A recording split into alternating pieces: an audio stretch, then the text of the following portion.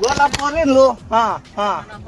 Gua laporin lu nonjok gua laporin. Selama tahun 2024 menurut Kontras, polisi terlibat dalam 641 kekerasan.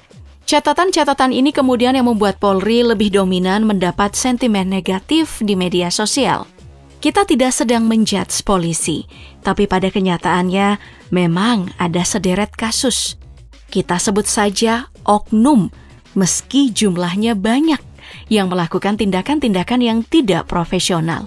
Ada kasus penembakan, pemerasan, bahkan jadi pengendali narkoba.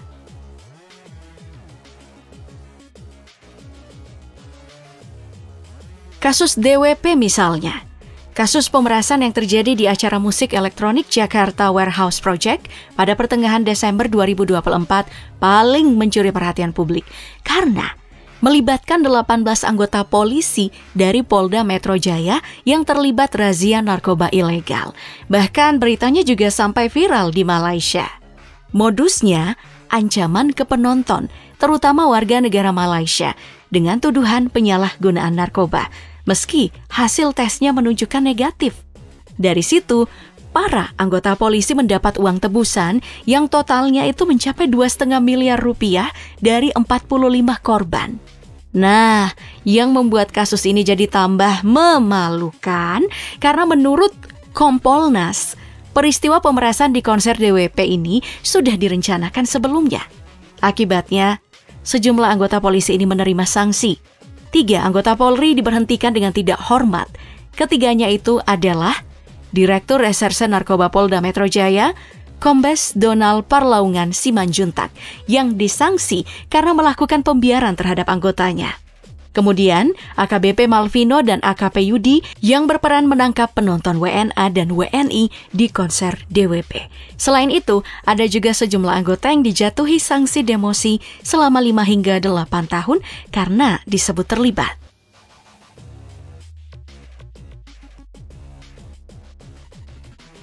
Belum lagi kasus anggota polisi yang menembak siswa SMK di Semarang bernama Gama Rizkinata Oktavandi.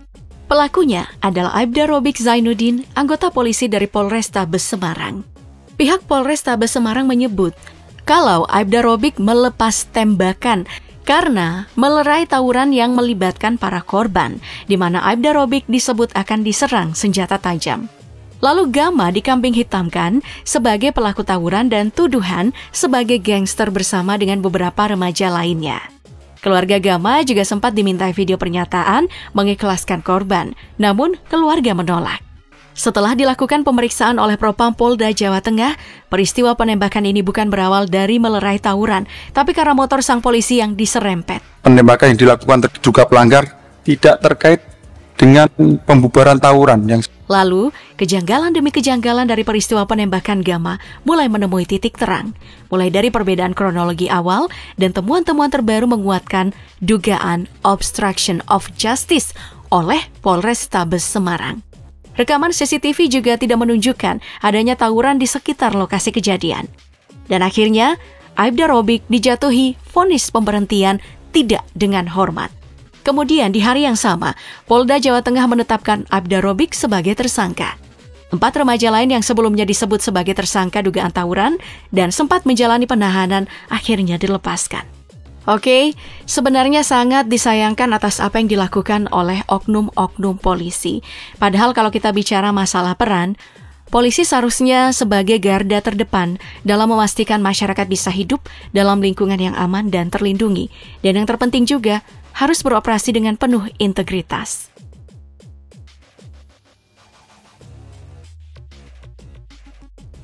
Bukannya malah terlibat dalam tindak kriminal seperti yang dilakukan oleh 2 oknum polisi di Sumatera Barat ini pada Oktober 2024. Gara-gara utang, 2 orang polisi berinisial Bribtu MPP dan Bribda MSA nekat ikut terlibat dalam perampokan mobil pengangkut uang jasa pengisian ATM.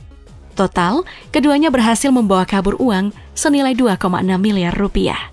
Padahal Bribda MSA ini baru 1 tahun 11 bulan jadi polisi dan Bribtu NPP sudah berdinas 8 tahun dan punya keluarga. Dalam menjalankan aksinya, keduanya bekerja sama dengan seorang warga sipil yang bekerja sebagai buruh harian lepas. Kronologinya, sebelum kejadian, 2 ATM sudah diisi di daerah Padang.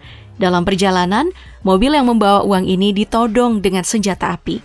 Tapi tidak lama, keduanya berhasil diamankan bersama dengan pelaku lainnya. Akibat perbuatannya, kedua oknum polisi ini selain mendapat kurungan penjara, juga dipecat dari polisi.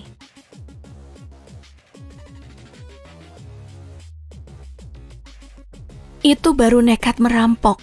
Ada yang bahkan jadi pengendali peredaran narkoba jaringan Sumatera Utara, Nusa Tenggara Barat.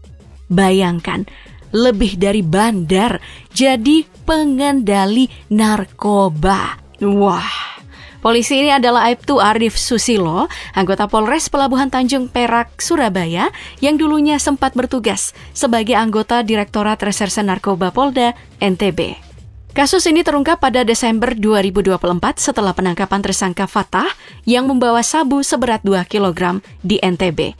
Nah, ternyata Fatah ini adalah residivis yang dulu sempat ditangkap Aibtu Arif saat berdinas di NTB, kemudian direkrutlah menjadi kurir. Dalam hal ini Arif dan kawan-kawan sudah beraksi mengedarkan sabu antar pulau selama 1 tahun sejak 2023 sampai 2024.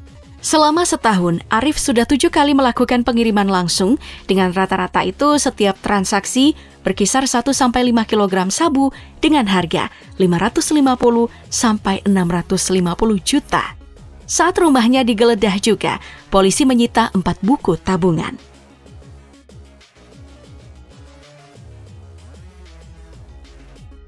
Kalaupun ada yang bertindak dengan integritas tinggi dan patuh terhadap hukum serta etika profesi, polisi ini biasanya punya banyak batu sandungan. Mari kita berkaca pada kasus Ibda Rudi Soik. Pada 11 Oktober 2024, Ibda Rudi diberhentikan dengan tidak hormat, ketidakprofesionalan dalam penyelidikan dugaan penyalahgunaan BBM bersubsidi. Kasus ini pun memasuki babak baru. Kenapa? Ada 2 versi nih yang melatar belakangi pemecatannya. Versi Polda NTT dan versi Rudi Soik. Keduanya punya narasi yang bertolak belakang. Intinya, Polda NTT ini memecat Rudi Soik karena persoalan disiplin dan etik. Sebaliknya, pihak perwira polisi ini mengklaim pemecatannya sebagai kriminalisasi dan upaya menghentikan kasus mafia BBM yang melibatkan anggota polisi. Soal siapa yang benar, ini masih tanda tanya. Tapi, kasusnya ini bahkan telah sampai ke DPR. Rudi Soik mendapat pembelaan dari Rahayu Saraswati Joyo Hadikusumo, anggota DPR RI Komisi 7, sekaligus keponakan Presiden Prabowo. Nah, hal-hal seperti ketidakprofesionalan yang dilakukan oleh banyak oknum polisi ini membuat kita masyarakat punya stigma. No viral, no justice, alias tidak viral berarti tidak ada keadilan. Stigma ini sebenarnya muncul bukan tanpa alasan. Sebagai contoh, yang baru-baru ini viral, di mana pihak Polsek Cinangka dinilai tidak memberikan pendampingan kepada pemilik rental mobil yang berujung penembakan hingga kematian.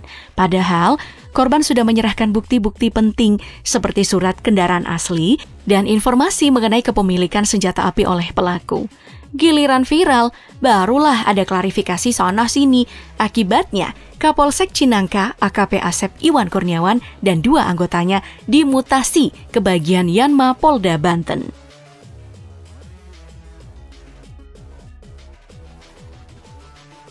Ada juga ironi pahit, di mana ada puluhan ribu polisi dan anggota TNI terlibat perjudian online.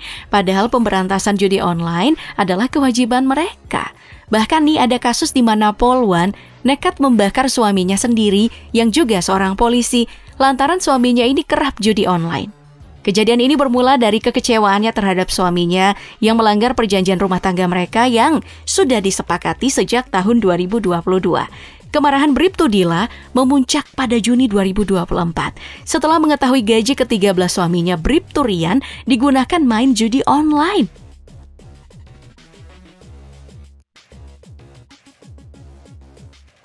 Nah, yang juga pernah nih jadi sorotan adalah insiden pemukulan oleh seorang perwira polisi bernama Kompol Bambang terhadap sopir taksi online di Kebayoran Baru pada akhir Oktober 2024. Perkaranya sebenarnya sepele. perdebatan soal perubahan rute perjalanan. Kompol Bambang yang menjabat Kasubdit Penegakan Hukum Direktorat Lantas Maluku kehilangan kendali dan memukul sopir taksi online. Akibatnya, ia langsung dicopot dari jabatannya dan dipindahkan ke bagian Yanma Polri oleh Kapolda Maluku.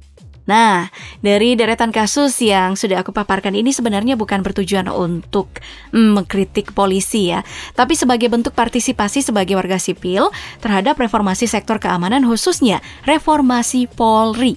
Tentunya ini sesuai dengan mandat reformasi, serta untuk memberikan dorongan kepada Polri dalam melakukan perbaikan institusi sesuai dengan standar HAM dan demokrasi. Pada dasarnya, kita, masyarakat sipil, merindukan institusi kepolisian yang demokratis dan bekerja sesuai prinsip-prinsip hak asasi manusia. Perbaikan yang konkret dan komprehensif yang tidak boleh ditunda dan harus dilaksanakan segera. Kita sebenarnya tidak ingin di media sosial berseliweran berbagai ujaran seperti polisi lagi, atau oknum kalau dikumpulin bisa jadi satu mabes dialamatkan kepada polisi. Karena apa? Karena biar bagaimanapun, kami tetap sayang polisi.